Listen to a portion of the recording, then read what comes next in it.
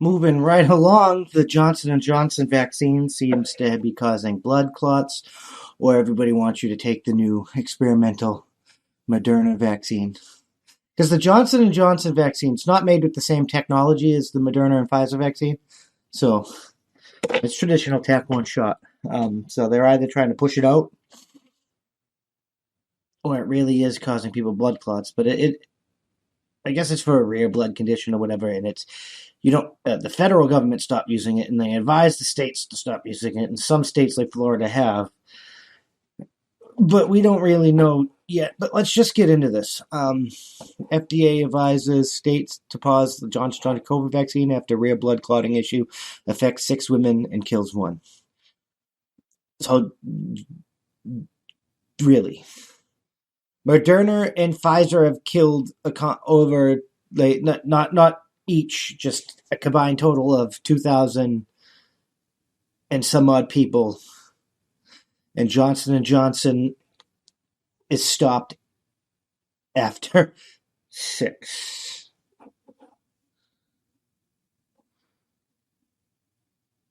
Like 1 death.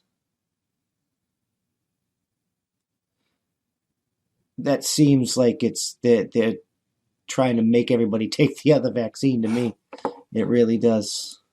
So the Food and Drug Administration states on Tuesday to temporary halt using Johnson & Johnson COVID vaccine out of the abundance of caution after 6 women in the U.S. developed a rare blood clotting disorder that left 1 woman dead and another in critical condition. Right now, these adverse events appear to be extremely rare. Only women. The FDA said in a joint statement with the Centers for Disease Control and Prevention, the vaccine is safely top priority for the federal government. It is just fucking utterly stupid and ridiculous. So let me get this straight. The Johnson & Johnson vaccine hurt 6 people with this condition. Only 1 death, 1 complication. The others, almost 2,000, 2,200. But they're okay. And Johnson & Johnson isn't. Johnson & Johnson still seems safer to me. Despite that very extremely targeted group of people. I don't know where we go from here. That just seems like it's going to be ridiculous to me. But anyway, let's get back into this. Where we were to do right now. These adverse events appear to be extremely rare. Yeah. And the Center for Prevention vaccine safety is top priority of federal government, and we take all reports to health problems COVID vaccine very seriously. All 6 cases women ages 18 to 48 with symptoms developing 6 to 13 days after they received the shot. Doctors typically treat that type of blood clot with heparin, but health regulators noted that could be dangerous in this case and recommended a different treatment. J&J said in a statement that no clear causal relationship has been identified between the blood clots and the vaccine, adding it's working closely with the regulation to access the data.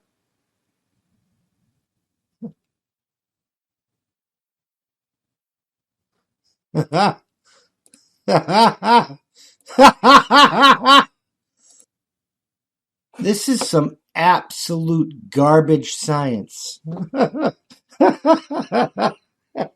There's only 6 women in your fucking study group. There's no clear causal relationship to even further study to form a hypothesis around. Oh my god, this is some garbage science. Anyway, it works closely with people who got the J&J vaccine more than a month ago are at a very low risk for developing the blood clots.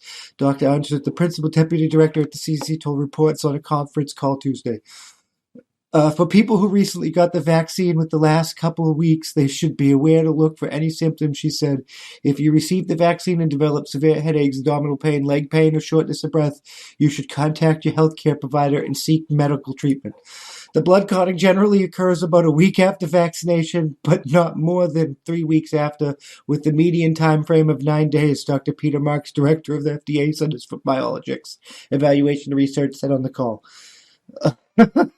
We know that these vaccine. Oh my god! That's first several days after the vaccine. There are flu-like symptoms that can be included headache. He said, adding that those are likely common adverse effect events.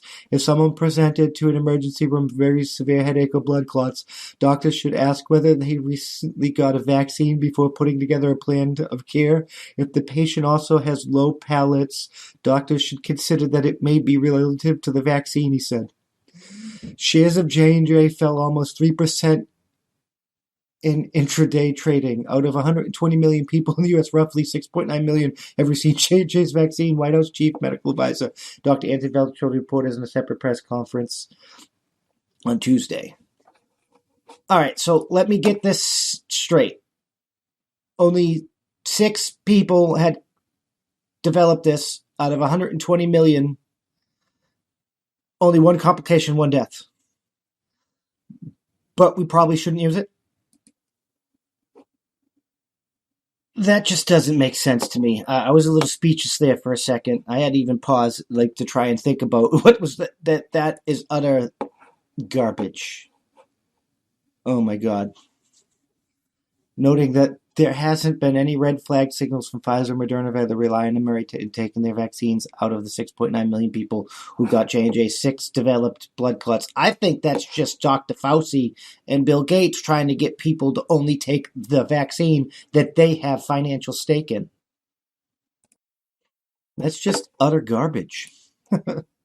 We are totally aware this is a rare event. We get to work as quickly as possible so we can word pause. In other words, we want to hold for a bit. Fauci said we want to leave it up to the FDA and CDC to investigate this carefully. I don't think. Fauci said the pause is to expected. A last matter of days for a few weeks. He said to give it time to investigate it. Well, this is just it. Should I don't give no fucks. Like I'm done reading that article. I've already made up my mind.